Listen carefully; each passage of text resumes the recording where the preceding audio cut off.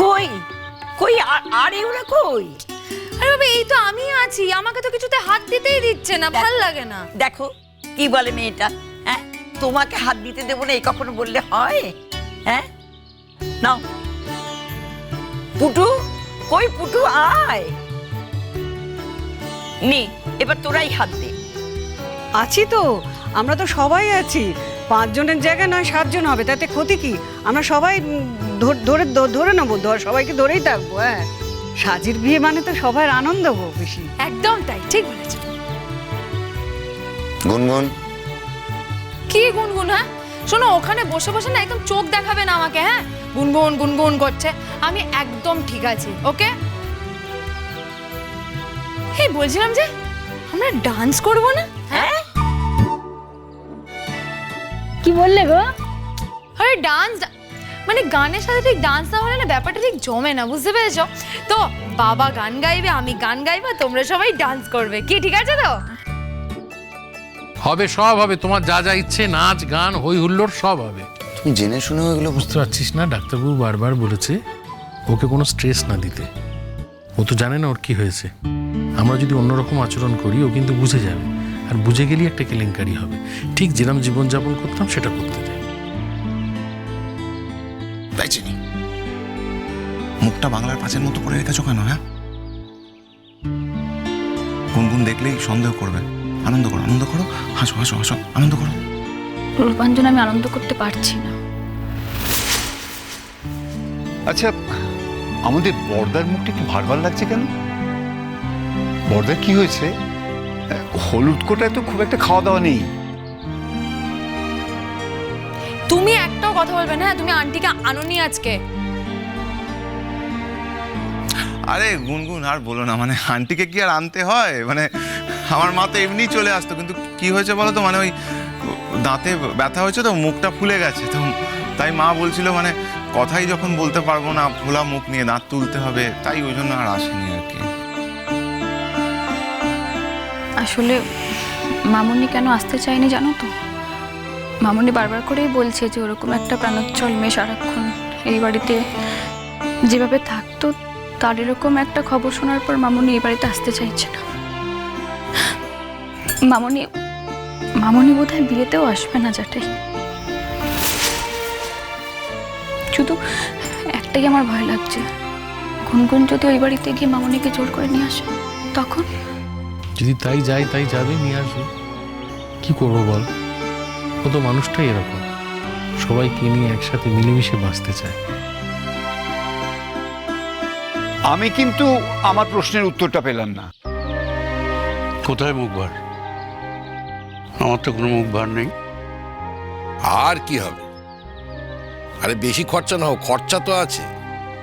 মিষ্টি টিষ্টি আনতে হবে, তারপর তেল সুপুরি পান দিতে হবে, সবাইকে দিতে হবে। আমরা আজকে ভালো মন্দ খাবো, খরচা আছে তো। ওই জন্য এখন থেকে মুখটা ভার করে রেখে বসে আছে। সবই তো জানো, তারপর আবার কেন বলো? জ্যাঠাইয়ের নামে আমি একটাও কথা শুনবো না।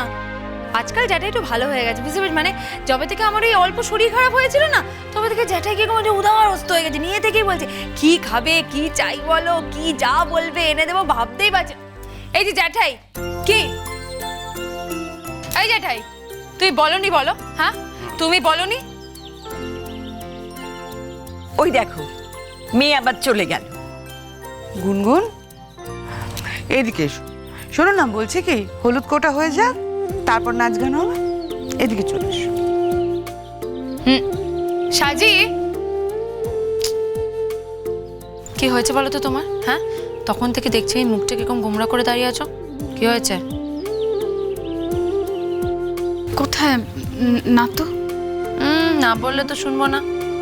আরে বাবা, তুমি তো নিজেই ছেলে পছন্দ করেছো বিয়ে করবে বলে, তাহলে আবার এখন মুখ গোমরা করে আছো কেন? হ্যাঁ, কি হয়েছে? গুনগুন, কি গুনগুন? ওহো, আমি বুঝতে পারছি যে বিয়ে হয়ে গেলে মেয়েদের মনটা খারাপ করে। আমি এটাও বুঝতে পারছি যে এই বাড়ি ছেড়ে তুমি অন্য বাড়ি চলে যাবে, তোমার হয়তো ভয় হচ্ছে, কষ্ট হচ্ছে। কিন্তু জানো তো, আমি যখন এই বাড়িতে এসেছিলাম না, তারপর থেকে আমার কোনোদিনও ভয়ও হয়নি, কষ্টও হয়নি। তোমরা আমাকে এতটা আপন করে নিয়েছো না, আমার কোনোদিনও ফিলই হয়নি। আমি নিশ্চিত যে তোমার শ্বশুরবাড়ির লোকও এতটাই ভালো, এতটাই তোমাকে আপন করে নেবে যে বিয়ের পর তোমার এটা ফিল হবে না। আর শোনো না, বলছি তুমি তোমার শ্বশুরকে, শাশুড়িকে আর অর্জুনকে বুঝিয়ে বলবে যে আমি কিন্তু মাঝে সাঝে ওই বাড়িতে যাব, কারণ জ্যাঠাই আবার বাড়ির লোকদের ছাড়া আবার থাকতে পারে না, তাই না? তুমি বললে ওরা তোমাকে মাঝে মাঝে আসতে দেবে। আর আমি এইটাও নিশ্চিত যে দেখবে খুব শিগগিরই জ্যাঠাই অর্জুনকে একদম নিজের বাড়ির ছেলে করে নিয়েছে। না, কখন না। একজন নিজে জোর করে বাড়ির ছেলে হয়ে গিয়ে আমার হাড় মাস একবারে জ্বালিয়ে খাচ্ছে, আর কাউকে আমি বাড়ির ছেলে করতে পারবো না। দেখেছো বাবা কি অপমান করছে, দেখেছো? এরপরে তুমি এখানে বসে থাকবে তো? চলো। এই জন্য তো কতবার বলেছি শ্বশুর বাড়িতে রাত্রিবাস করিস না।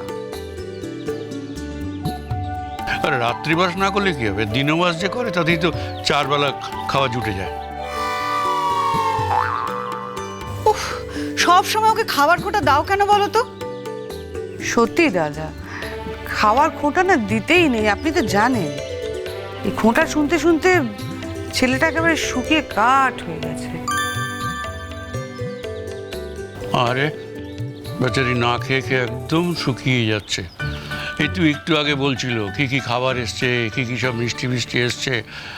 ওরা এটাও বলছিল ভালো মন্দ খুব একটা খাবার জোটেনি। বারবারই বলছিল মিষ্টি দই আসেনি, মিষ্টি দই 14 বার বলেছে কথা, মিষ্টি দই আসেনি। তারপরে বলেছে রাবড়ি এখনো আসেনি। তুমি কি শুনলে? ওরে পটকারে, আমার তো শুধু 2টো কান না রে, আমার অনেকগুলো কান, আমি অনেকগুলো কানে শুনতে পাই। কার যেন অনেকগুলো কান? হ্যাঁ, মাছি না মৌমাছি? তুমি তাই না কি জ্যাঠাই?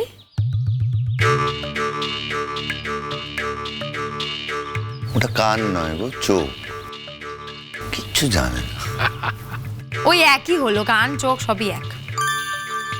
ওই হলো, কান আর চোখ এক। হ্যাঁ, কান আর চোখ সবই এক।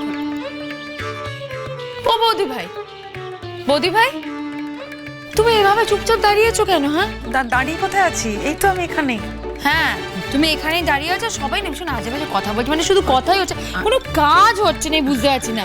আরে হলুদ করে এটা শুরু হবে কখন? দাঁড়াও তো আমি দেখি গে। আরে শুরু হবে কখন? আরে বাবা, কি হচ্ছে? তোমরা এরকম ভাবে কেন বসে আছো? হ্যাঁ, এবার হলুদ কোটের গানটা হোক। হ্যাঁ, চলো চলো শুরু করো, শুরু করো, শুরু করো। চলো শুরু করি।